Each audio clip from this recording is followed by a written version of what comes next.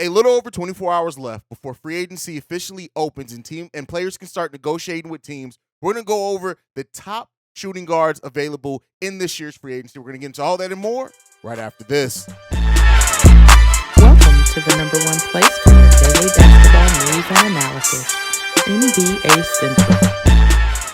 What's going on, basketball fans? Welcome to another episode of NBA Central, your number one spot for everything NBA related. I'm the host here, Haize. You can follow the channel right off the top at NBA Central Pod on every social media platform that we are on. But let's go ahead and get into the content for today. Quick video today. We are going to talk about the top 10 shooting guards available in free agency with maybe a couple of possibles in there. Now, this list I don't expect everyone to agree with, but it is what it is. You guys can let me know how you feel down below if on the YouTube side. If you're on the podcast side, by the end of the show, I'll tell you how to get your thoughts in as well. But first up, I think Jordan Clarkson is probably the number one shooting guard prospect available. Now, James Harden could be on this list as well. I talked about it before with him being point guard / shooting guard, but it actually looks like he actually opted into his deal today, so he's not going to be on this list.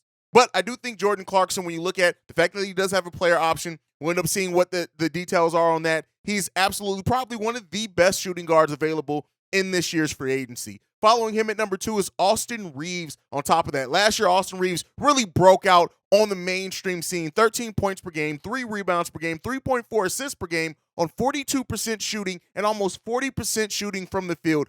Austin Reeves, while not having a long a list of years of putting up high production in the NBA, when you look at his averages, he's a role player that can fit in on almost any NBA roster. Now, it's expected that the Lakers are going to try to match any deal that he's going to get. He is a restricted free agent, but do not be surprised if a team that maybe strikes out on the number one prospect that they have may throw a bag at Austin Reeves to try to force the Lakers' hands. Now, with free agency this season, the teams only have 24 hours to match. So, we'll see what happens with that, but I do think Austin Reeves absolutely deserves to be that high on the list. Next up, Bruce Brown with Denver. Being on a championship team is also already going to give him that boost. Last year's averages 11.5 points per game, 4.1 rebounds per game, 3.4 assists per game. He did that on 48% shooting from the field, 35% shooting from 3. And again, another player that theoretically could fit in on most systems. Kind of just factor in there. Doesn't need the ball a lot in his hands, but can do some ball handling for you as well. I like him a lot. Next up, Dante Vincenzo, coming from the Golden State Warriors. Not huge averages for him last season. 9.4 points per game, 4.5 rebounds per game, 3.5 assists, 43% shooting from the field, and 39.7, basically 40% from three-point range. When you look at how the league is moving with three-point shooting, how important it is, somebody that's able to hit three-pointers, taking about 5 a game to Dante Vincenzo, it's going to be important. He could be maybe some team's number one prospect on the list. Next up, Caris LeVert. Now, Caris LeVert is always difficult for me to face. Scorer off the bench that can do something. He's just a scorer, right? He can outright score. And listen, it's hard for even the toughest defenders in the NBA to guard him. He's smooth, inconsistent on the outside shooting. 12 points per game for him last season. Almost 4 rebounds per game, and almost 4 assists per game for him as well. 43% shooting from the field, 39% shooting from three-point range. Again, a player that last year made $18.7 million. Do not expect for him to sign for a contract that high this offseason, but again, could be a high prospect up there on the list for any team that has that cap space. Maybe even look to do a sign and trade for Caris LeVert as well. Next up, Max Strus out of Miami. Now, again, another player that could have been, depending on your view and what a team needs, can be higher or lower on this list. 11.5 points per game for him last season, 3.2 rebounds per game, 2.1 assists per game, 41% overall shooting from the field, and 35% from three-point range. Last year, he only earned $1.8 million. He's only earned a little over $2 million for his whole entire career so far in the NBA. Be on the lookout for Max Strus to take the most money possible. Now, could that come from Miami? Absolutely. But I would not be shocked at the end of the day if Max Strus does not return to the Miami Heat, just depending on what else he gets there. He gives effort on defense, even though he's not the best one-on-one defender because of the lack of athleticism, but you can do a lot worse. He played solidly as a starter during the playoff run for the Miami Heat, and I think he turned a lot of heads. 27 years old, doesn't have a huge amount of upside like some of the players still do on this list, but he's absolutely somebody that if you need three-point shooting and somebody to come in and stretch the floor for you, You can do a lot worse than Max Strus. A little bit inconsistent there, but I still like Max Strus overall. Next up, Malik Beasley, who the Lakers just opted out, so he will be an unrestricted free agent in this upcoming free agency. And listen, hot or cold player Malik Beasley, it really depends. If you can weather the storm through his cold nights, Malik Beasley can be a solid pickup for you in free agency. 13.4 points per game last season, 3.6 rebounds, 1.7 assists, right? A little bit black hole there. 39% shooting from field goal overall. Some questionable decision-making, again, hot and cold shooting from him, but 35% shooting from three-point range. Again, at the shooting guard, you could need that. His contract last season was $15.5 million. Do not expect for him to sign that much. I could be wrong again. The team could strike out.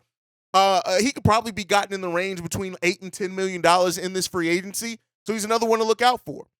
Next up that we're going to talk about, Coby White. Again, he was on the point guard list as well. I think depending on the makeup of your team, he can play either guard position. He could be your first guard off the bench that can play either role. Grew as a ball handler last year, grew as a defender. His ability to put the ball on the floor, get to the rim a little bit more consistently, absolutely showed last season for the Chicago Bulls. He's going to be a restricted free agent. So it really comes down to, do you offer him a contract that the Bulls just can't match? Last year, $7.4 million was his contract. Expect him to sign anywhere between the $11 to $14 million range. I think averages last season of 9.7 points per game, 2.9 rebounds per game, 2.8 assists per game, 44% shooting from field goal, and 37% shooting from three-point range. The biggest questions around Coby White is how consistent is that scoring going to be? He's been a very streaky scorer over the course of his NBA career with the Chicago Bulls thus far, but again, another player that, depending on the makeup of your team and how much scoring you actually do need, you can absolutely probably weather that storm with him. Next up, Seth Curry. Three-point shooting specialist. It is what it is. 40% shooting from three-point range, 46% overall from the field, 9 points per game. But listen, if you're bringing in Seth Curry, it's because that scoring upside. That's it. That it is what it is there. You're looking at him and what he can provide as a scorer for you. A shooter for you. So if you just need pure three-point shooting, you can do a lot worse than Seth Curry in this free agency. I like him a lot also. Josh Richardson's the next up that you can look at. 10 points per game for him last season, 2.7 rebounds, 2.7 assists as well, 43% shooting from the field, and 36% shooting from three-point range. The thing with him is he going to stay healthy? If he does stay healthy, okay, how consistent is he going to give you that scoring effort? We know he can knock down shots. He can score off the dribble, coming off screens. He has a lot of versatility in bag and the way that he can score. He just doesn't do it consistently. And that's one of the biggest question marks around him is, can you bet on that inconsistency around him, right? So that's something you want to look out for as well. Last on the list out of these 10 is Lonnie Walker Jr. I really he could have been higher on the list, could have been lower on the list. I'm not too high on Lonnie Walker, but I won't deny that he's probably one of the better shooting guard prospects once you start striking out on the other guys. Kind of some of the honorable mentions in this. Diallo's definitely one as well. You want to look at Damian Lee out of Phoenix. He could be one as well that could be gotten cheap on the market. He's one that has quite a bit of upside, I think, as well, that you can probably get for cheap if you can wait on him and see how he's going to develop. Definitely could pay some dividends off for teams there. But that's my list. Let me know your guys' list down below. Make sure you're following the show at NBA Central Pod on every social media platform. You can also send us any feedback, questions, comments, concerns, NBA Central Show at gmail.com. And then lastly, you will leave a text message and our voicemail. The number to do so, 773-270-2799. We are the number one spot for everything basketball related. And I'll see you guys next time I feel like making a video. Probably tomorrow. Peace, y'all. This has been a presentation of the Breaks Media.